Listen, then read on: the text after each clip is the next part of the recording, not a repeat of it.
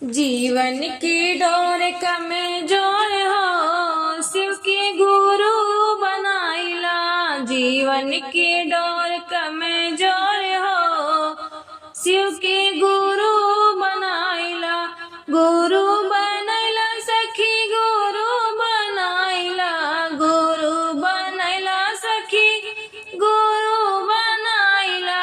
जीवन के डोर कमजोर हो, शिव के गुरु बनाइला। जीवन के डोर कमजोर हो, शिव के गुरु बनाइला। घरवा दुअरवा बनल रही जाई, धन दौलती सखे कामे न आई। घरवा दुअरवा बनल रही जाई, धन दौलती सखी कामे न आई। का करबू रुपया बटोर हो, शिव के गुरु बनाइला। का करबू रुपया बटोर हो, शिव के गुरु बनाइला। जीवन की डोर कमजोर हो, शिव के गुरु बनाइला। जीवन की डोर कमजोर हो, शिव के गुरु बनाइला। शिव भोला हमें तीनों लोक के स्वामी, इनका से बड़े केहू नाही बड़े दानी। शिव भोला हमें तीनों लोक के स्वामी, इनका से बड़े के केहू ना बटे दानी। सगरो बाबतिया के स्वर हो, शिव के गुरु बनाइला। सगरो बाबतिया के स्वर हो, शिव के गुरु बनाइला। जीवन की डोर कमजोर हो, शिव के गुरु बनाइला। जीवन की डोर कमजोर हो, शिव के गुरु बनाइला।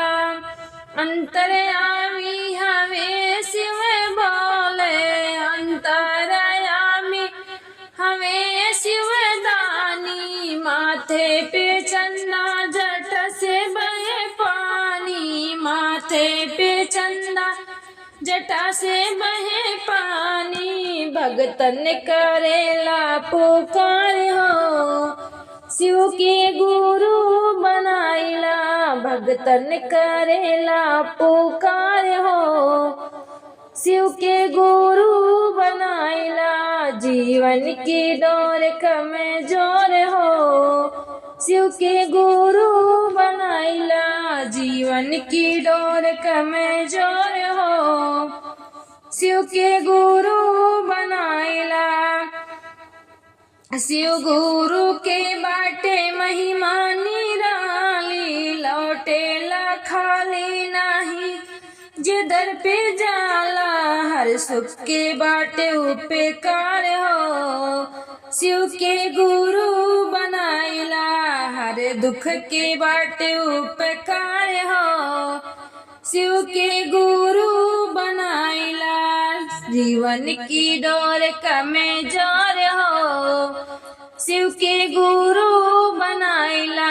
जीवन की डोर कमजोर हो, शिव के गुरु बनाइला।